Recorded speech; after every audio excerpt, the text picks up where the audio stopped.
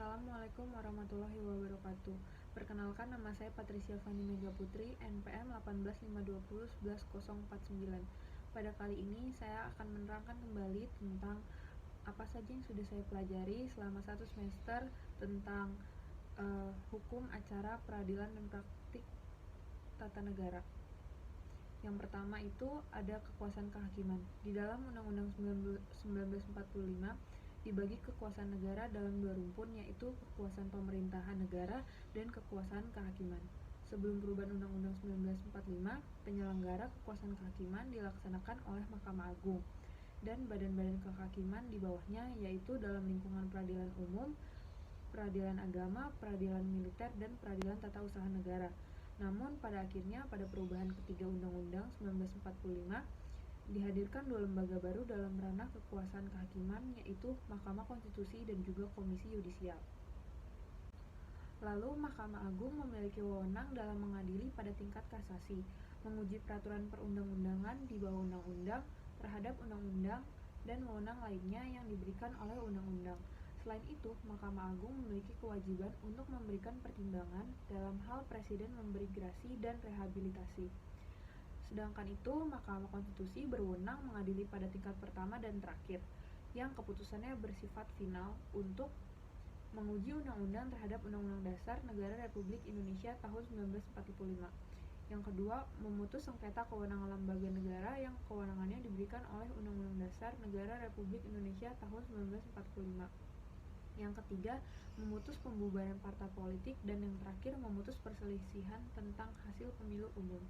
Sedangkan Komisi Yudisial memiliki wewenang mengusulkan pengangkatan Hakim Agung dan mempunyai wewenang lain dalam rangka menjaga dan menegakkan kehormatan, keluhuran martabat, dan serta perilaku hakim.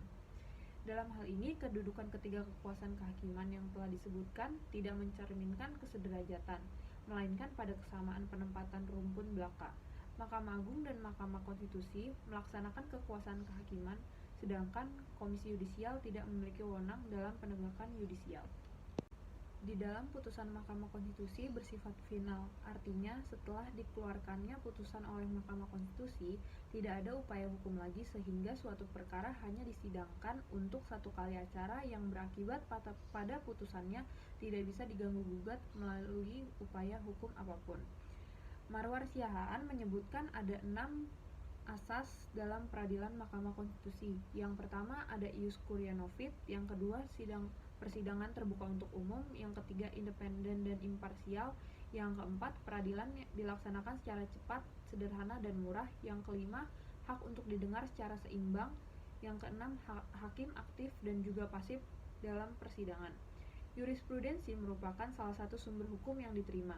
Adapun peranan jurisprudensi di Indonesia yang digunakan sebagai sumber hukum dan pedoman bagi para hakim dalam memutus perkara. Fungsi jurisprudensi dalam hal hakim membuat keputusan adalah mengisi kekosongan hukum, karena menurut hakim tidak dapat menolak perkara karena tidak ada hukum yang mengatur. Sumber hukum lainnya ialah kebiasaan. Apabila memenuhi syarat material atau real berupa perilaku tetap, teratur, terus-menerus dalam waktu lama, serta syarat psikologis, yakni kesadaran dan keyakinan hukum umum, memang demikian seharusnya. Kebiasaan ketatanegaraan merupakan tindakan menurut pola tingkah laku yang tetap, teratur, lazim, dan normal, atau adat dalam masyarakat atau pergaulan hidup tertentu. Dalam hal ini, perbuatan yang tetap dilakukan secara berulang-ulang dalam masyarakat mengenai suatu hal tertentu.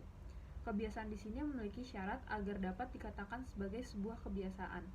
Syarat material adanya suatu perbuatan tingkah laku yang dilakukan berulang-ulang di dalam masyarakat tertentu. Yang kedua ada syarat intelektual, adanya keyakinan hukum dari masyarakat yang bersangkutan. Adanya akibat hukum apabila hukum itu dilanggar. Contoh dan alasan kebiasaan ketatanegaraan yang pertama adalah pemilihan menteri dari jabatan tertentu oleh presiden. Yang kedua ada pelaporan anggaran pendapatan dan belanja negara atau APBN oleh presiden. Dalam konsep pengujian undang-undang terdapat 2 istilah pengujian, yaitu judicial review dan judicial preview. Judicial review merupakan kewenangan lembaga peradilan untuk menguji keabsahan dan daya laku produk hukum yang dihasilkan oleh eksekutif dan legislatif maupun yudikatif di hadapan konstitusi yang berlaku. Sedangkan judicial review merupakan kewenangan lembaga peradilan untuk menguji rancangan undang-undang dan belum diundangkan secara resmi sebagai undang-undang. Berdasarkan Peraturan Mahkamah Konstitusi Nomor 12 Tahun 2008 tentang prosedur beracara dalam pembubaran partai politik, Pasal 10 ayat 2 menjelaskan terhadap akibat hukum keputusan Mahkamah yang mengabulkan permohonan berkaitan dengan yang pertama, pelarangan hak hidup partai politik dan penggunaan simbol-simbol partai tersebut di seluruh Indonesia. Yang kedua, pemberhentian seluruh anggota Dewan Perwakilan Rakyat dan Dewan Perwakilan Rakyat Daerah yang berasal dari partai politik yang dibubarkan. Yang ketiga, pelarangan terhadap mantan pengurus partai politik yang dibubarkan untuk melakukan kegiatan politik.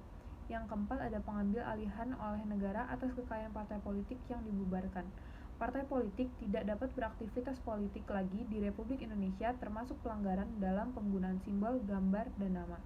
Pemberhentian seluruh anggota Dewan Perwakilan Rakyat dan Daerah yang berasal dari partai politik yang dibubarkan. Mantan pengurus dari partai politik tersebut tidak memiliki hak lagi dan melakukan hak kegiatan lain politik apabila parpol memiliki kekayaan. Sisa kekayaan tersebut akan diambil alih oleh negara untuk disetorkan pada kas negara. Jadi, tidak hanya haknya yang dibatasi, tapi juga pada pengurus, kekayaan, dan terhadap nama juga simbol partai tersebut tidak dapat digunakan kembali di Republik Indonesia. Dalam sejarah bangsa Indonesia, sejak merdeka tahun 1945, sebenarnya beberapa kali pergantian rezim pemerintahan dan presiden juga tidak sepenuhnya berjalan normal, tetapi dilakukan juga dengan melalui pemakzulan. Misalnya Presiden pertama, Soekarno, dimakzulkan setelah menjadi presiden selama 20 tahun. Pemakzulan ini tidak sesuai dengan Undang-Undang 1945, meskipun MPR yang menurunkannya secara resmi. Hal itu terjadi karena secara de facto, Soeharto memegang kekuasaan negara. Pemakzulan ini dengan cara kudeta lembut. Presiden kedua, Soeharto, dimakzulkan dengan paksaan halus juga setelah de facto rakyat tidak dapat mendukungnya. Namun, Soeharto tahu diri, dia memakzulkan dirinya sendiri. Itulah sebabnya beliau sangat cerdik sehingga lepas dari jerat hukum untuk dibawa ke pengadilan. Selanjutnya ada presiden keempat, yaitu Gus Dur, yang secara demokratis dipilih oleh MPR dan dipilih dengan suara terbanyak. Namun akhirnya dimaksudkan juga oleh MPR. Tetapi menurut Undang-Undang 1945, hasil amandemen ketiga, untuk memakzulkan presiden atau wakil presiden tidak mudah dan harus menempuh proses perjalanan hukum yang panjang. Tata cara dan mekanisme proses pemakzulan presiden telah diatur dalam pasal 7B Undang-Undang 1945, mulai dari ayat 1 sampai dengan ayat 7. Dengan demikian, pihak yang memiliki inisiatif mengusulkan pemakzulan atau pemberhentian presiden dan wakil presiden adalah hanya Dewan Perwakilan Rakyat yang diajukan kepada Majelis Permusyawaratan Rakyat, sehingga tidak semua lembaga tinggi negara dapat mengusulkan pemakzulan presiden dan atau wakil presiden. Selanjutnya ada teknik penyusunan permohonan pengujian undang-undang. Yang pertama ada para pihak. Para pihak tersebut terdiri dari pemohon, pemberi keterangan, dan pihak terkait. Yang pertama pemohon. Pemohon adalah pihak yang menganggap hak dan atau wewenang konstitusionalnya dirugikan dengan berlakunya undang-undang. Yang kedua ada kerugian hak atau kewenangan konstitusional. Lalu ada pemberi keterangan dan juga pihak terkait. Dalam pihak terkait ini adalah pihak yang berkepentingan langsung atau tidak langsung dengan pokok permohonan. Permohonan sendiri ini adalah permintaan yang diajukan secara tertulis kepada Mahkamah Konstitusi mengenai pengujian undang-undang terhadap Undang-Undang Dasar 1945 atau pengujian Perpu terhadap Undang-Undang 1945. Selanjutnya ada pengajuan permohonan. Permohonan sendiri dapat diajukan secara luring ataupun daring. Lalu di permohonan sendiri sekurang-kurangnya memuat identitas pemohon atau kuasa hukum, kewenangan mahkamah, kedudukan hukum pemohon, alasan permohonan, dan petitum. Lalu yang ingin saya telah lebih lanjut yaitu tentang kekuasaan kehakiman. Karena menurut saya dengan mempelajari kekuasaan kehakiman itu dapat bermanfaat untuk penyelenggaraan peradilan guna menegakkan hukum dan keadilan berdasarkan Pancasila demi terselenggaranya negara hukum Republik Indonesia. Sekian dari saya, terima kasih.